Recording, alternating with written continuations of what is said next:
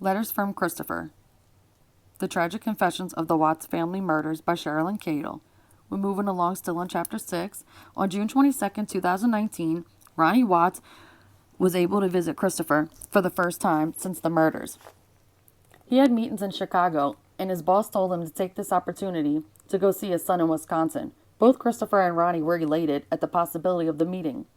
They spent 3 hours together in a face-to-face meeting. When a visitor goes into the prison, they can take up to $20 in quarters with them. The visitation room has vending machines all along the wall. Ronnie bought Christopher a hamburger and heated it in a microwave nearby. He bought a package of Doritos and a Red Mountain Dew, Christopher's favorite. What do we give a fuck what his favorite shit is? He bought a Kit Kat bar, a Milky Way bar, and a Nestle's Crunch bar. Christopher devoured all of them.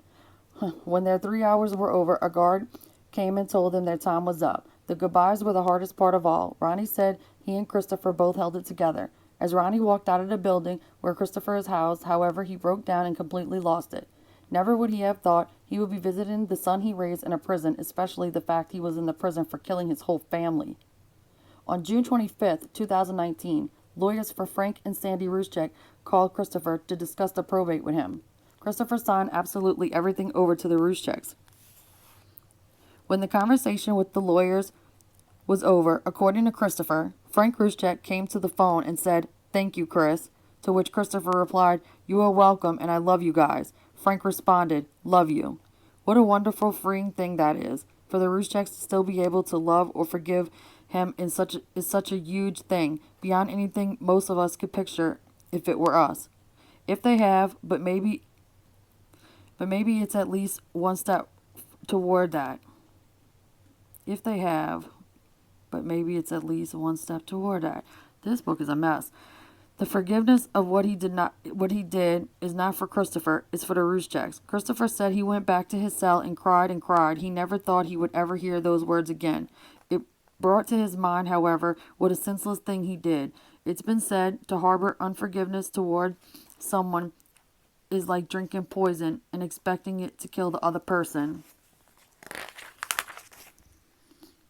It's all very sad to see where he has come from and where he is now. Many would say he deserves less than he gets. However, if he was oppressed by a dark spirit, does he deserve another chance? He is not seeking an appeal right now. But should he? I will leave that answer up to you as the reader. Ronnie and Cindy recently received the wallet he had on him at the time he was arrested. He had $13 in it. Is this a coincidence? Oh God, because it was on the 13th. That was the end of chapter 26. We're going to go along with chapter 27. It is called Christopher's True and Final Confession and His Testimony. All acts performed in the world begin in the imagination. That'll be a good one. Thank y'all for listening. Letters from Christopher. The Tragic Confessions of the Watts Family Murders by Sherilyn Cadle. Chapter 27. Christopher's True and Final Confession and His Testimony. All acts performed in the world begin in the imagination. He felt so alone. There was really no one left in his life, and he had done that to himself. He kept asking himself over and over again, why would he do such a thing? What was in him that he could allow this to take his life from him by taking their lives? He knew he had there been any doubt it was a dark spirit he was dealing with. He for sure found out on August 15th that it had to be something dark because he came face to face with it. Since he had never believed in that sort of thing before, he realized no one else was going to believe it either. Did he dare step out in faith and tell his story? He made the decision to just not say anything. He thought of asking for a Catholic priest. For what, an exorcism? He had read somewhere before about exorcisms. Oh, hello, through the Catholic Church. God's sake, stop it. The night the dark spirit left him, he believed there were two of them. Ay, two. Were they twins? I can't deal. He talked to them, saw them, knew what had confronted him. They appeared to him, he says, in the form of his maternal grandparents. Boy, bye. He is disgusting, y'all. What? Some things in this book may seem repetitive. Hell yes, very, because of the order in which Christopher told during the research. The following are some of the main letters he wrote. That's what we've been waiting for. Hello? I did not post all of the letters. Why? But some of the main letters. Should have posted all the letters and never talked this shit, crazy lady. There are things in the letters that can shock people. With apologies, this is the way Christopher wanted to tell his true confession and his truth. Those who know him, you know he is not confrontational or outgoing. To be able to tell everyone through this book is his way of putting all the missing pieces of the puzzle together and a way for him to get it all out. He says there is nothing left to tell after this. He prays this will start to bring healing, especially to his family and Shanann's. He asks everyone whom he has touched with this tragedy to please forgive him. He says forgiveness is all he can ask for, but knows it is a big request. The first letter starts with the letter he is writing to the Rooshcheks. He did not send them this letter, but is using this platform to talk to them. He hopes they can take this letter to heart. These letters from Christopher Watts. These letters contain the things that Christopher did not share with the FBI or even his family. This is the platform in which Christopher was the most comfortable to tell all. We just said that. The only way he would tell all. Included here is also his testimony that was promised to be told for him in his words exactly. I would tell for him, but I wanted to tell it with his words exactly. Twice she said that. His testimony is riveting, and he tells it to you, the readers. The letters may contain grammar errors and typos, but I have given you the content word for word from Christopher. There are a couple of letters that he sent me something to insert into the letters he had already written. Dear Frank, Sandy, and Frankie, I'm sorry for the pain and utter anguish that I've caused your family. This is a travesty that I never thought could or would occur. Shanann, Bella, Celeste, and Nico are four beautiful souls that will live on forever in heaven and in our hearts. I know you must hate me for what I've done, and honestly, I would be surprised if you didn't. This is the moment in my life that I will never be able to undo, and it rips me apart every single day. Yeah, right. You didn't got no remorse. I see their beautiful faces, their beautiful smiles everywhere I look. When I read to them at night, I can feel them snuggled up next to me. No, you can't. They ain't snuggling next to you, sir. Like we were at home. I want you to know that I still consider you my father-in-law, my mother-in-law, and my brother-in-law, and that I love you all, yesterday, today, and forever. I pray that one day you can have forgiveness for me.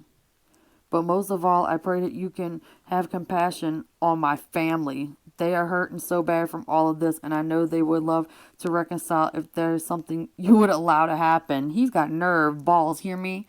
I pray every day that both families can meet at the gravesite. Boy, bye. Hold hands, pray, and talk about great times. I can't. Share about birthdays and visits and funny FaceTime conversations.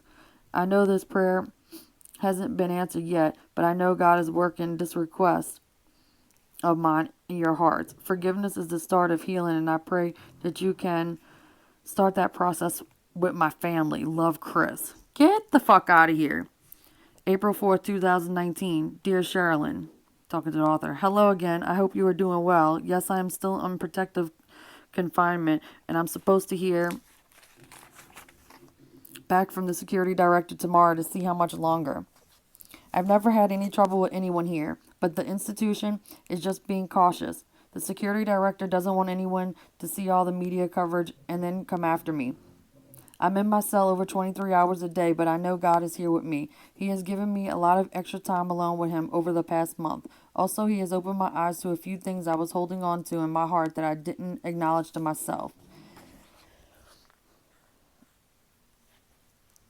Answer to your question, no, I've never had a psychological exam. If I were to have seen a doctor during my case, then anything I said could have been subpoenaed by the court or DA, and the Asperger's symptoms do make a lot of sense. Oh God, and I can match up a bunch of instances in my life that correspond with it too. Boy, bye. It would have been much easier to diagnose me with it when I was 11 years old instead of 33 years old. Next time I talk to the psychological department, I will ask what it takes to get an evaluation. The media is horrible with what they put out there sometimes. Huh, is my diet really that exciting? Fuck no, not to me. The sale of my house was pushed back to July before the investigators came to see me. I have a civil case against me, wrongful death lawsuit. And in the matter of the probate court, the attorneys thought the house could be sold at a profit and money would go to the wrongful death suit and help Shanann's family. After evaluating with the realtor, she told Shanann's parents that the house wouldn't sell for more than what was owed. So then Chase Bank pushed the auction to July 17th. It had nothing to do with the investigators, just another example of the truth versus media truths. I received notification that you are on my visitors list now. I look forward to meeting you for the first time face to face. From what I am told, the only items you can bring into the visiting room are quarters. $20 worth for the vending machines. I will be allowed to get a radio and a TV soon. Wow. But CDs, I believe, are contraband because they can be made into weapons. He should not be able to have no radio and TV. That's a shame. I like your question. What does it mean to die out to Christ daily? To me, that means to look to his character and model yourself as he was when he walked the earth. Jesus is the stone which the builders rejected, but the same stone he became the chief cornerstone. Whoever shall fall upon that stone shall be broken, but whoever on it shall fall, it shall grind him to powder. To die to Christ daily is to fall upon the stone daily. What breaks when you fall is your allegiance to self, lust, and pride. I look at things I do daily and always ask, should I think about that or should I be reading something like this? We are not all perfect. We can all make a diligent effort to be better every day.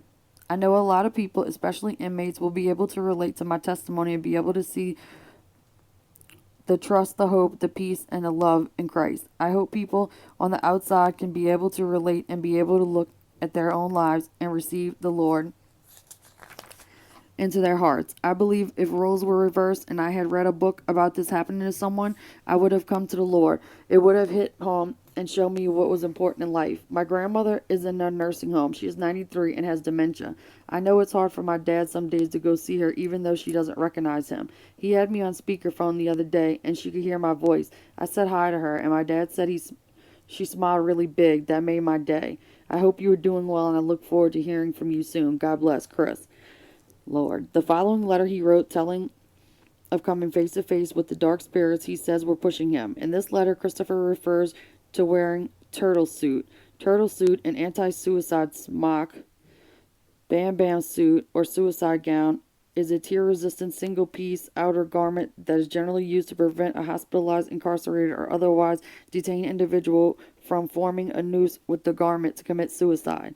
Dear Sherilyn, hello again. I hope you're doing well. I think that Wisconsin weather can compare to Colorado's weather, and it can vary so much from one day to another.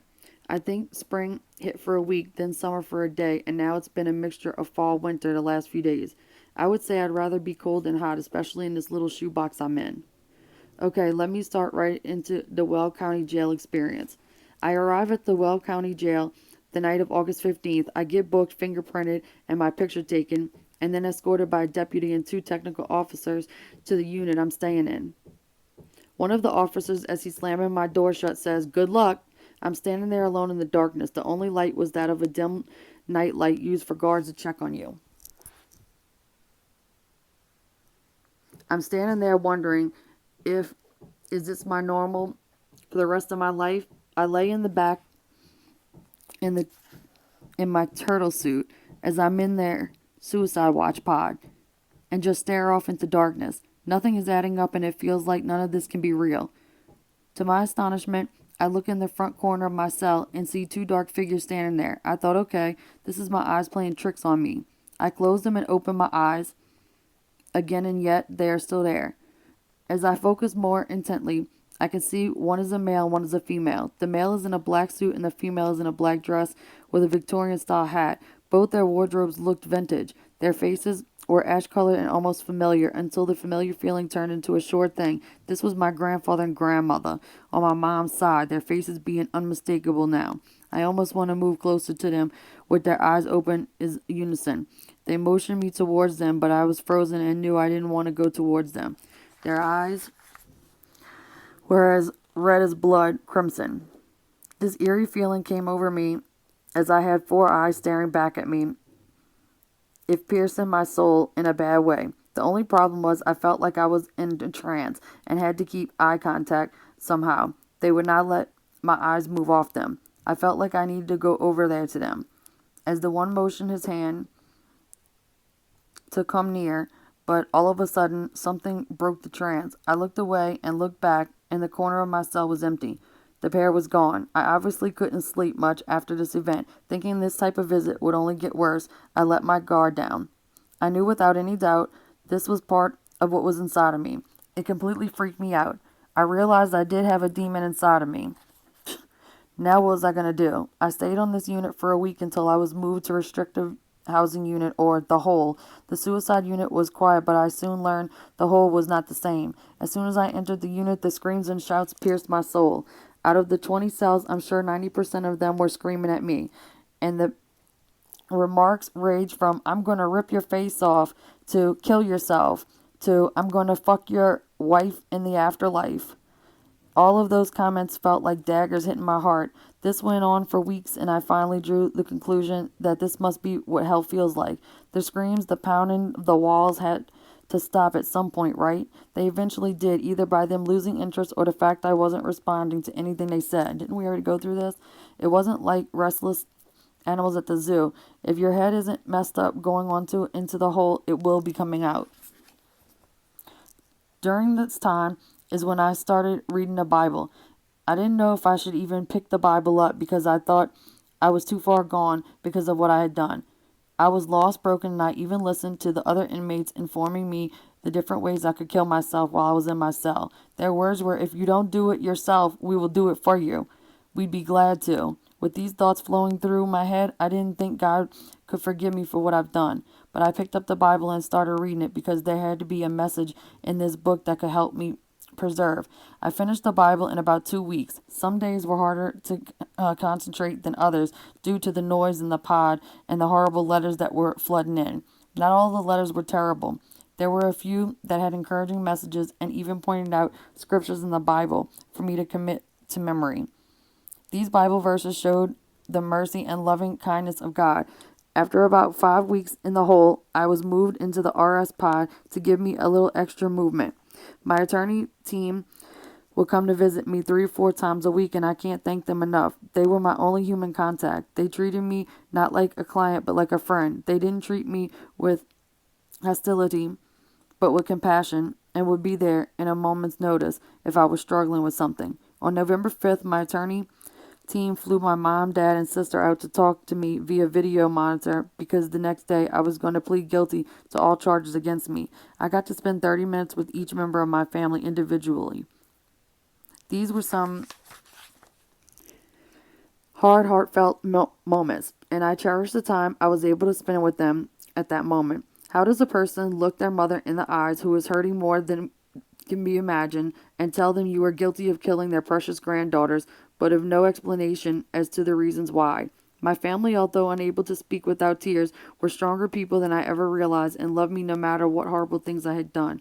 I will hold close to me those moments forever. After the visit was over, I was swiftly moved to another pod. I'm guessing the visit was being watched by other officials in the jail, and they felt it was prudent to move me to a more secure location.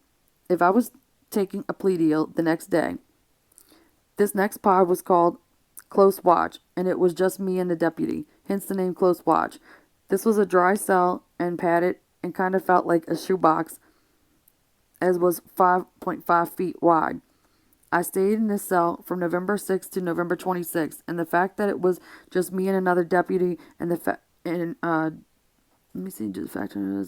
and another deputy gave me an opportunity to talk to them. Some could care less than to have a conversation with me, but others did. When I was reading my Bible, they would ask me what part I was reading and what spark up a conversation about the word. I was amazed how much I had retained from reading the Bible, and it felt good to talk about someone that is a believer just like me. One deputy was telling me about some miracles that happened in his life, in particular when his son's great-grandfather was leaving a single rose in sporadic places just to let his son know he was there with him. I'm not doing the story justice, but wow, it was spectacular. When I returned from my sentencing hearing on November 19th, I was very emotional, as you can imagine. The deputy could tell I was having a hard time holding it together, asked if her could pray with me. I was shocked by this, but was completely honored at the same time. Picture it, a deputy in his uniform and an inmate in his oranges, 2 entities that are usually at enmity with one another, praying through a cell door. Remarkable. After he was done, I took over and read, which I wanted to read during my sentencing hearing, but I thought it better I didn't, and said a little prayer for my wife and kids and everyone affected by this tragedy. I was in tears. He was in tears. It was a very moving moment. I couldn't tell when he was sitting there in the courtroom. In the end, I can look back at every pod I was housed in and relate to a stage in my life. Realization. Realizing who I am, and I am nothing without God in my life. Oh, goodness. Sanctification. God was filling my soul with His word to make me ready to spread His grace and mercy. Salvation. I gave myself, my life, and my soul completely to the Lord. Consummation. God has taken absolute control and He is keeping me on the straight path that leads to life everlasting. The Weld County Jail was a roller coaster, full of ups and downs and twists and turns, but it is also the spot of my salvation. When Jesus said I have to come to preach deliverance to the captives, that rings true if you're physically captive and or spiritually captive. I went through a lot of dark times in that jail, but Jesus showed me a light at the end of the tunnel, and that is the true light that lights every man that comes into the world. My mom asked me if you could use the letters I wrote to Bella, Celeste, and Shanann back in December, and I think that will be a good idea. The HLN wanted to use them as a part of the documentary to show part of my character, but I believe God didn't want them used there. He wants the book to be the platform they're used on, so I will give you the green light to go ahead and use them. You wanted me to give you some detail into the life of me, Shanann, and the girls, so here we go.